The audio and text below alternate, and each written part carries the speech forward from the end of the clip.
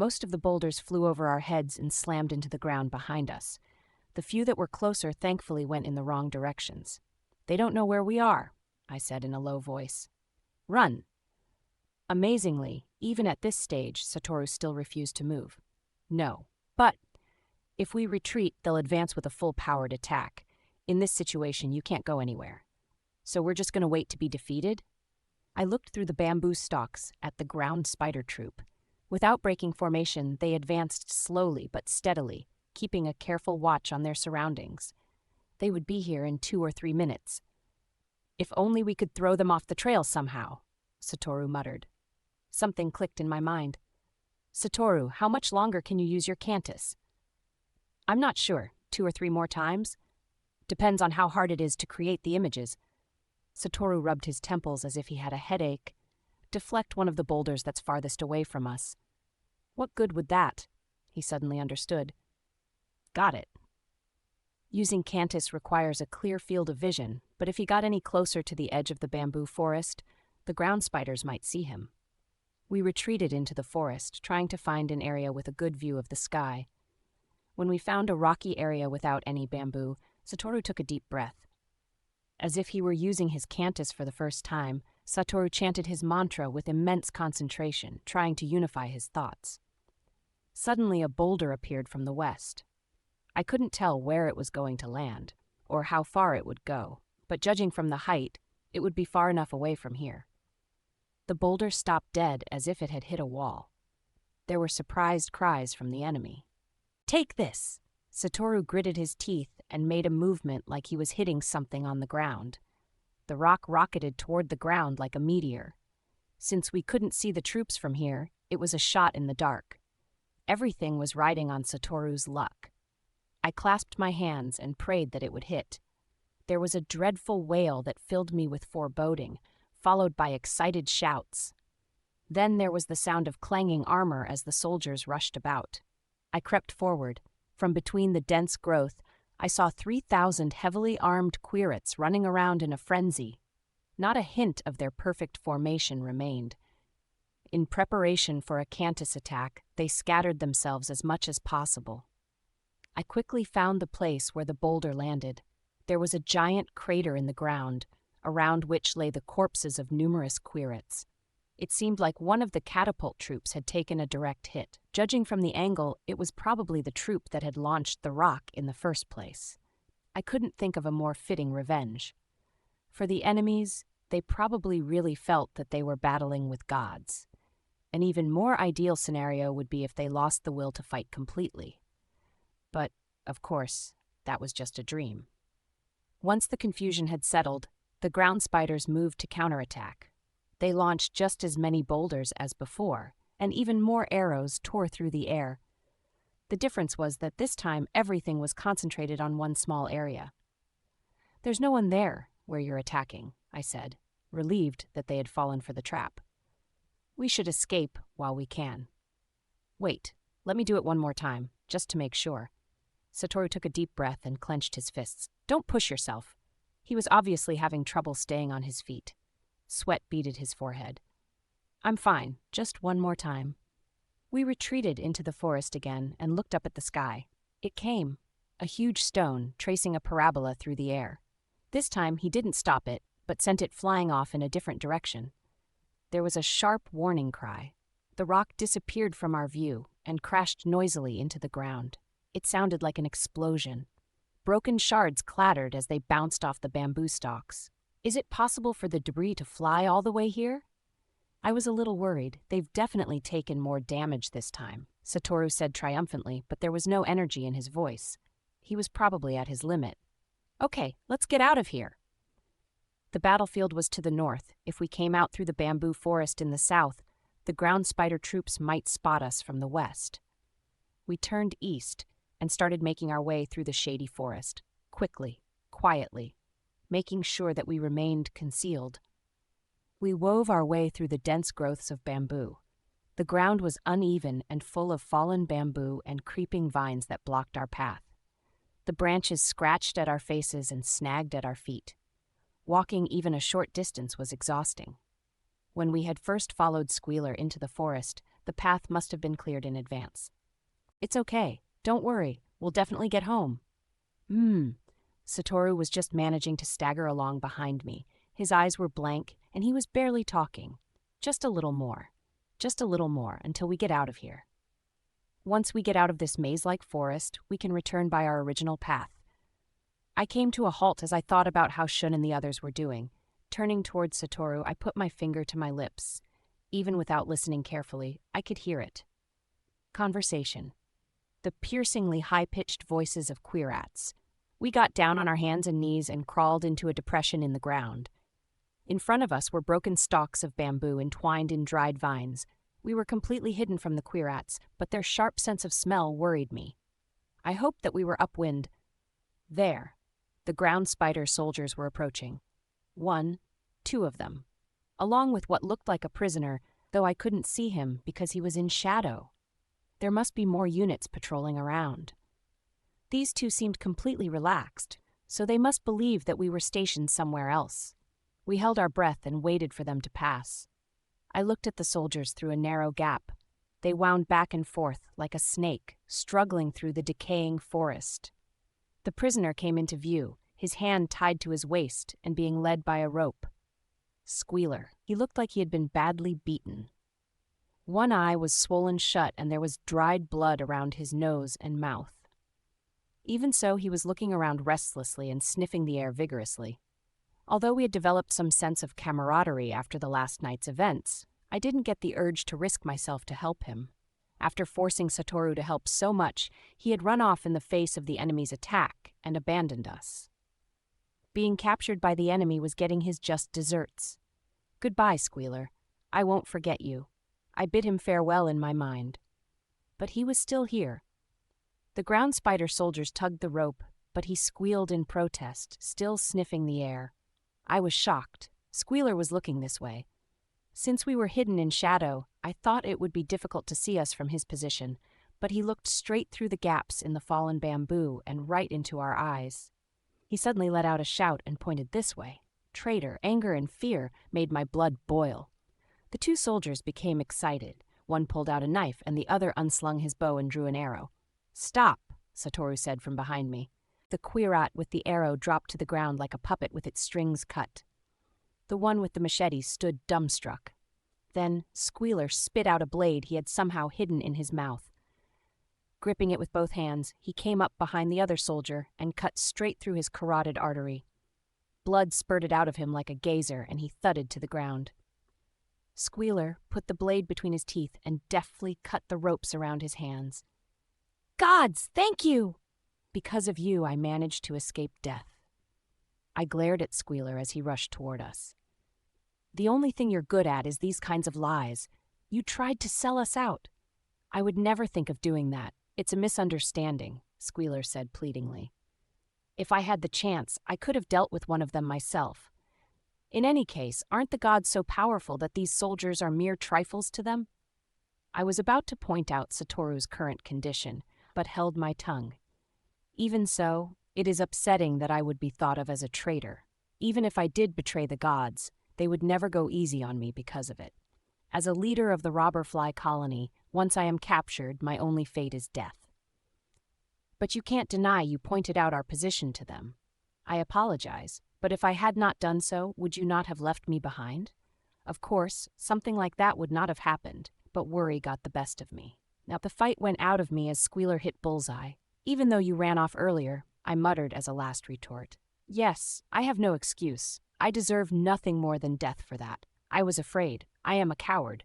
To the gods, I'm just a filthy worm, less than the spit of a dung beetle's larva, lower than the maggots wriggling in a cesspool, vulgar, repulsive."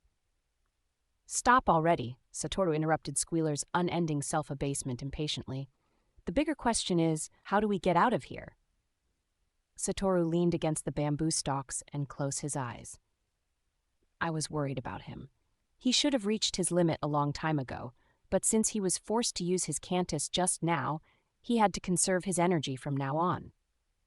I agree, but for some reason the ground spiders seem to think that the gods are on the west side and are pouring all of their energies into surrounding that area. Because of that, I believe the safest way out is to the east. Squealer said calmly as if nothing had happened earlier. So there are no enemies to the east. I wanted to make sure. Yes, all the elite soldiers are concentrated to the west. The ones left in the east are the useless ones, like the ones we just saw. The world around me darkened. So there are how many? Altogether about 100 to 150. With little training and crude weapons, they might as well not exist to the gods. It will be just like traveling through uninhabited wilderness. I sighed. Our situation seemed to only get worse and worse. How should we proceed? If we are to go, we must hurry. If the elite troops realize that the gods are not in the west and decide to return, it'll be a problem, Squealer said urgently. But our fighting abilities were already close to zero. Gods. Was this stupid Queerat telling the truth? We were in a lot of danger. I didn't want to imagine what he would do if he found out that we were essentially useless now. Gods. Shut up for a second. But gods, the worst is coming. Squealer coughed. There seems to be a considerable amount of soldiers approaching from the west. Could you possibly be planning to break through their ranks? I looked toward the west. I couldn't hear the troops marching, but it didn't look like Squealer was lying either. Since Queerats had much better hearing than humans did, he might be right. What do we do? Head east immediately. If we must fight, that one is much easier, not to mention... Shh, be quiet, I shut Squealer up. Shush, I heard it, he wasn't lying. Sounds of chopping and marching traveling faintly on the air. The careful and silent troops gave off an aura of intense malice. Gods, there is no time, we must go, Squealer urged, starting to move east. Quietly and carefully, we approached the clearing beyond the bamboo forest. But there we ran into something much more frightening, the ground spider patrol. 7 or 8 of them just loafing around. They hadn't noticed us yet. But if we kept going, we wouldn't be able to avoid meeting them head-on. Gods, please deal with them. It would be best if done as silently as possible. I looked at Satoru, who shook his head slowly. He didn't have the energy to do it. Gods, what are you doing? Gods, Squealer asked uneasily. There's no time for uncertainty. If we don't escape now, the troops behind us will catch up. His voice gradually took on an unpleasant tone. Gods, what are you doing? Why are you not exterminating them? Could it be that? His eyes gleamed with a strange light I hadn't seen before. You are no longer gods? Time froze. I stared back at Squealer. A loud whistle shattered the frosty silence. As if a spell had been broken, we looked around. What was that sound? I heard it again. It wasn't from the same direction. They came from different places, like signals being transmitted back and forth through the mountains. Gods! Gods! Squealer was beside himself with joy. Good news, the footsteps are fading. The troop coming from the west is retreating. Why? I was more confused than relieved. Reinforcements. The conch sound is from the giant hornet colony. There's nothing to worry about anymore. The giant hornet is the biggest colony in Kanto, with a force over 20,000 strong. They'll crush the ground spiders in the blink of an eye. Before I knew it, the ground spider patrol had vanished. Were we really saved? I snuck a glance at Satoru and didn't see a trace of happiness or relief on his face. The giant hornet colony didn't win through sheer numbers, but also through their fierceness. They started out shooting from a distance, but once the arrows ran out, they flung themselves bodily at the enemy. One troop of lightly armored Queerats ran swiftly through the concentrated phalanx formation, casting what looked like a net.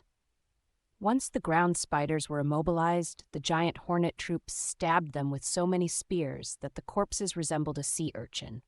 Normal-sized soldiers charged the 3-meter-tall mutants. They hung on with their teeth as they slashed at the enemy with longswords. No matter what kind of monsters they were up against, the giant hornets dispatched them with ease.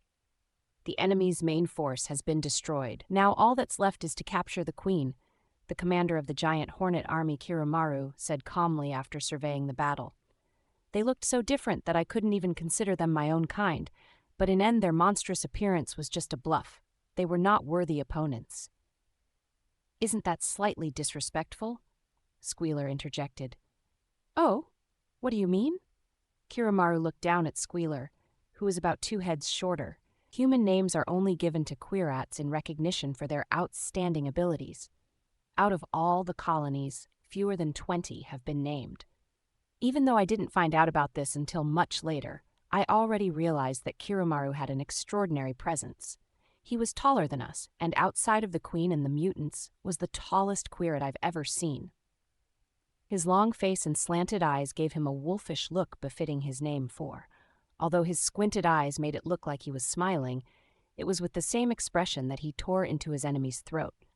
Also, all the giant hornet members had tattoos on their faces and bodies. Most of them only had a stripe bordering their faces, but Kiromaru was covered from his eyes to the bridge of his nose in complex arabesque patterns. It added to his strange appeal. The giant hornet soldiers are undoubtedly daring and resolute. However, the reason you won so easily against the ground spiders is that the gods already wore down their strength. If the catapult troop was whole and unharmed, they would have been a considerable threat. The catapult troop was nothing special, Kiromaru said dismissively. It was my first time seeing the weird creatures, but catapults have always been used in sieges.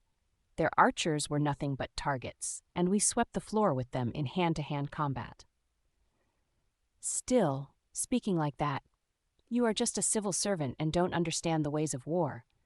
Therefore, I will overlook your misguided pedanticism. He looked coolly at us. Although the ground spider's foolish tactics may well be due to the presence of the gods, as was their stupid plan to concentrate all their forces in front and have no defense in the rear. I, Kiromaru, am deeply indebted. Not at all, I answered shortly. I was about to thank him too, but something stopped me. Then a messenger arrived and spoke in queerat language. Kiromaru nodded satisfactorily. The nest has been found. Huh? That's wonderful. Squealer looked like he wanted to say something. Kiromaru ignored him and turned to us. I have an errand I must attend to. What will you do? I was about to refuse, but Satoru, who had had his eyes closed this entire time, answered, We'll go too. Shall we go then? I will lead the way. We followed Kiromaru out of the camp as he strode calmly through the bowing soldiers. Why are we going with him? I whispered to Satoru. We can't show him any weakness. Satoru kept his eyes closed. Just staying conscious seemed to cost considerable effort. But the giant hornet is the most loyal colony. Why do we have to be so cautious?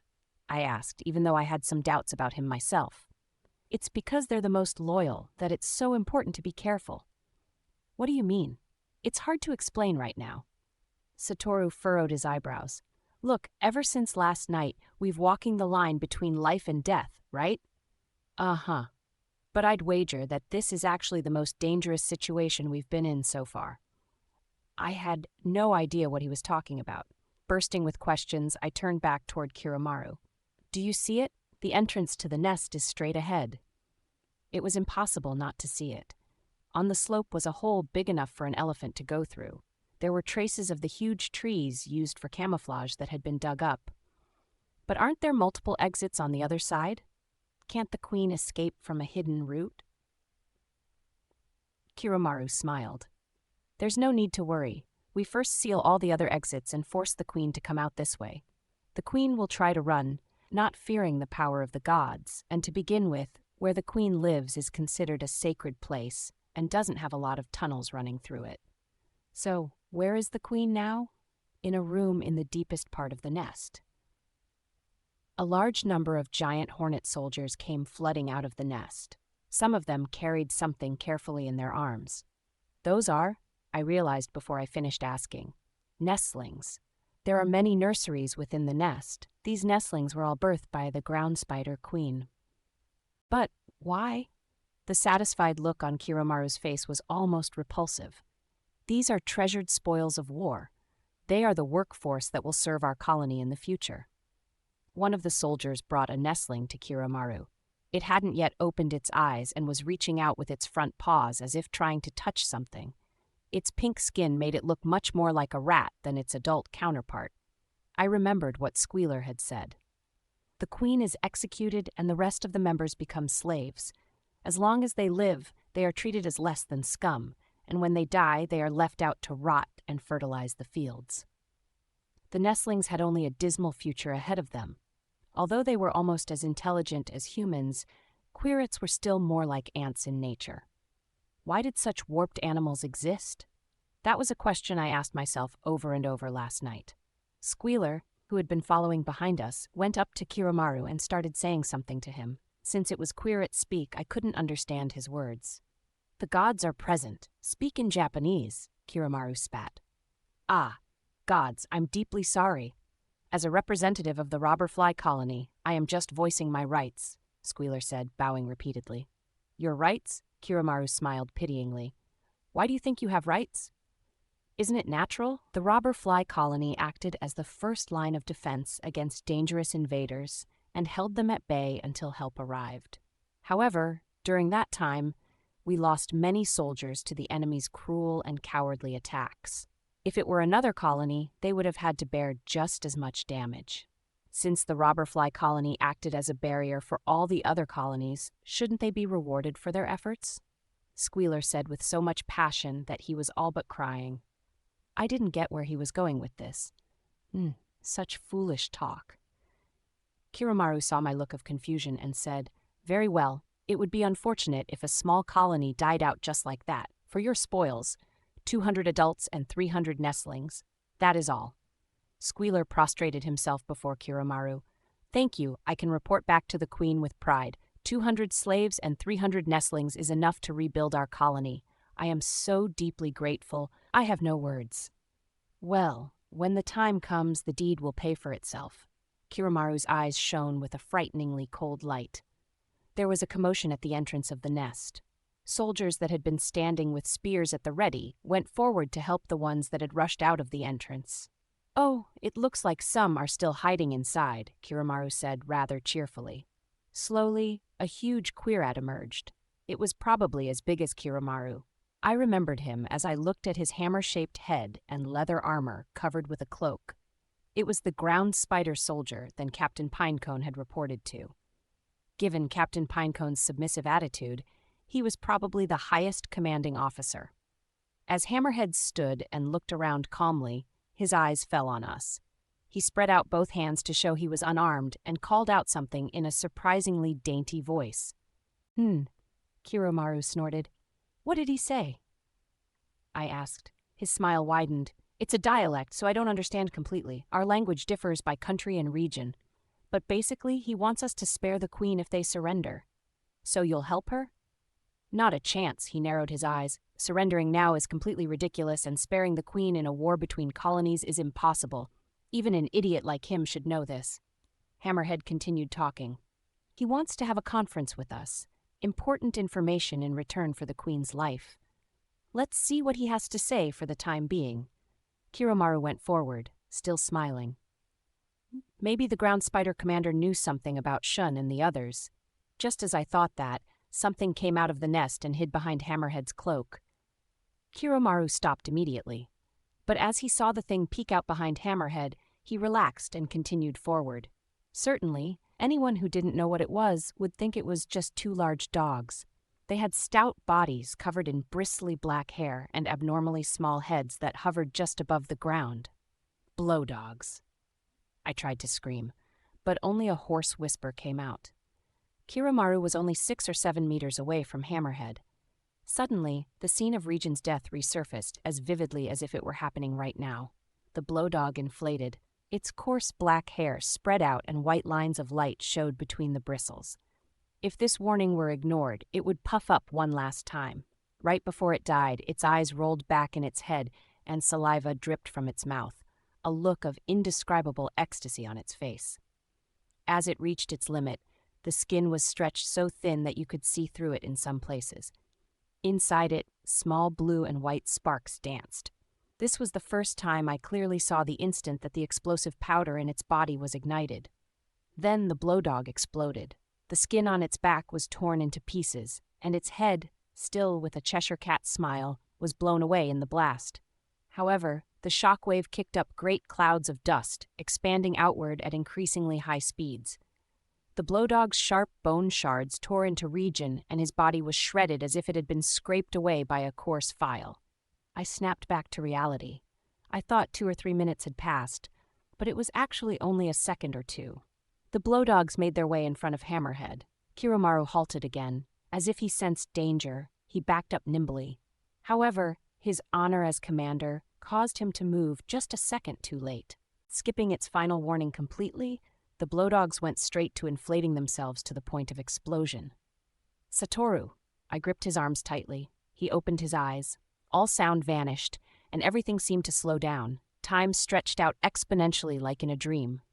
The blowdogs had swelled up into 2 giant balls. White warning lines were visible between their furs. Then, they would explode. So I thought. A split second before it happened, Satoru halted it with his cantus. One was sucked back into the entrance. The second he couldn't get to in time. He forcibly crushed the blowdog's body as it tried to explode.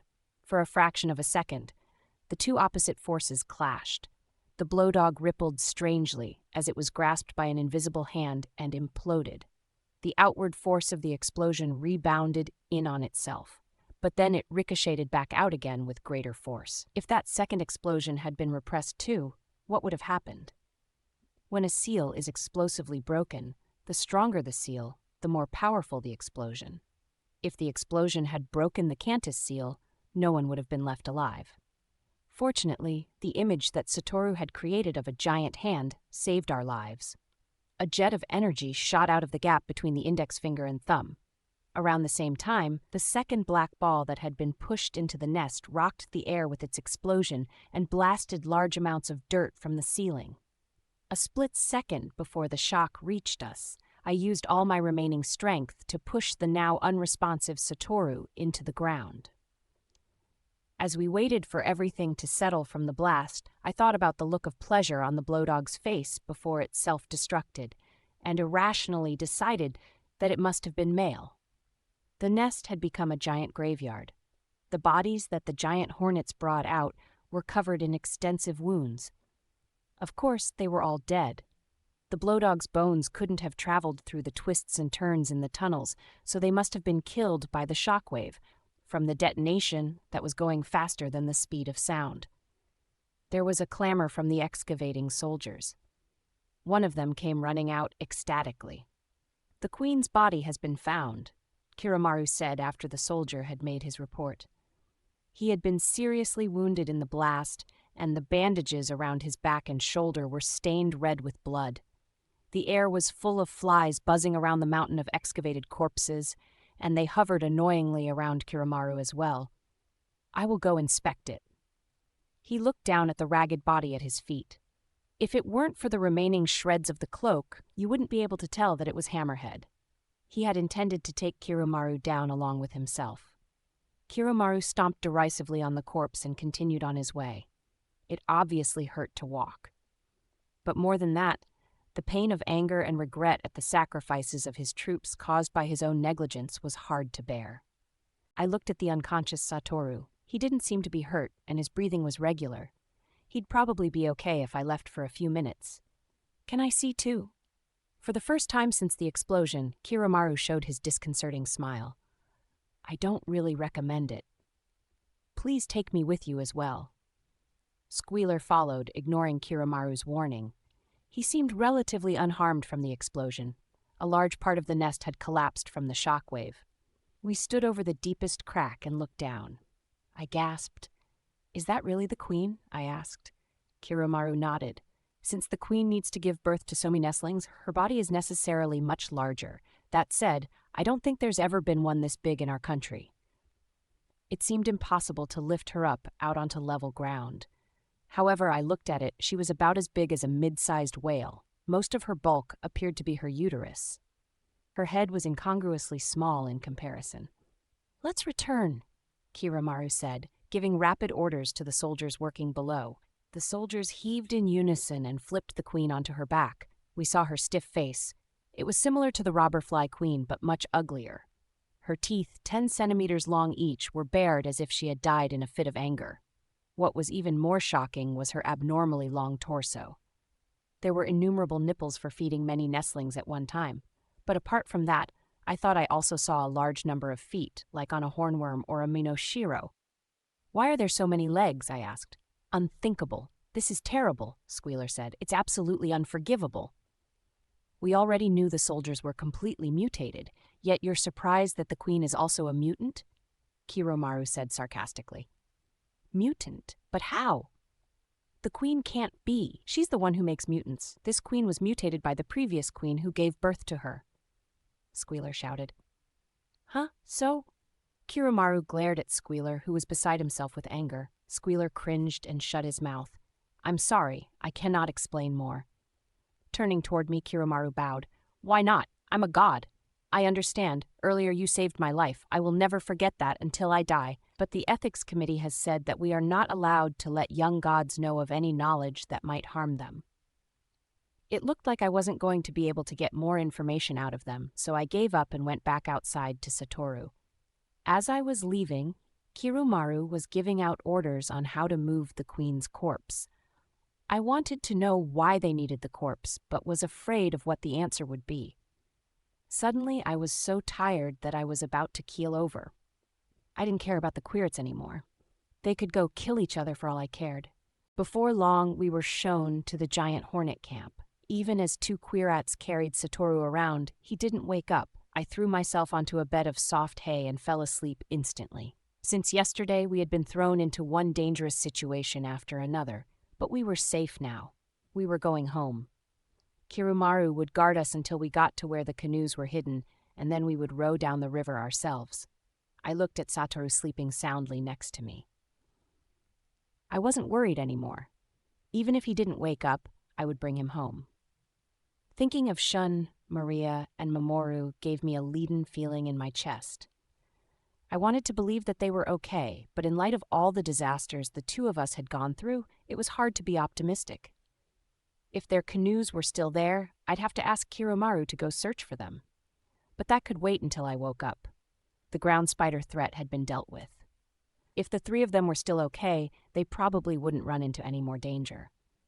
With that thought, I felt myself finally relax. I can't stay awake any longer. Let me sleep for a moment. Slowly, I slipped into darkness. Right before I fell asleep, Satoru's voice echoed in my head.